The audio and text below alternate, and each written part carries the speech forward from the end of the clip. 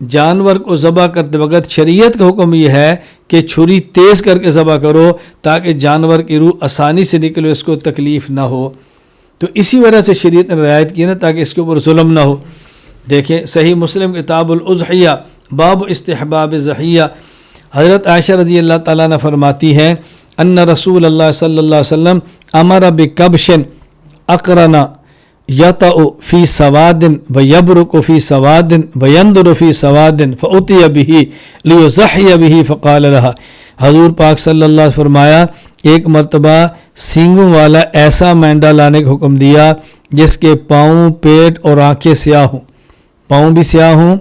پیٹ بھی سیاہ ہو، آنکھیں بھی سیاہ ہو، یعنی خوبصورت مینڈا، فرمایا اس کو لے کر آؤ۔ جب لایا گیا تو آپ نے فرمایا نبی کریم صلی اللہ علیہ وسلم یا عائشہ حلم المدیہ،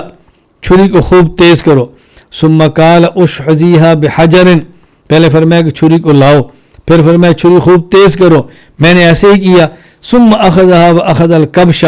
فاضجعہ ثم ذبح، پھر آپ نے چھری کو لیا، اس کو لٹایا اور ذبح کیا، پھر فرمایا بسم اللہ اللہم تقبل من محمد و آل محمد و ان امت محمد ثم ضحی بہ، اے اللہ اس کو محمد، آل محمد اور امت محمد کی طرف سے قبول فرما لے، پھر آپ نے جانور کو ذبح کیا۔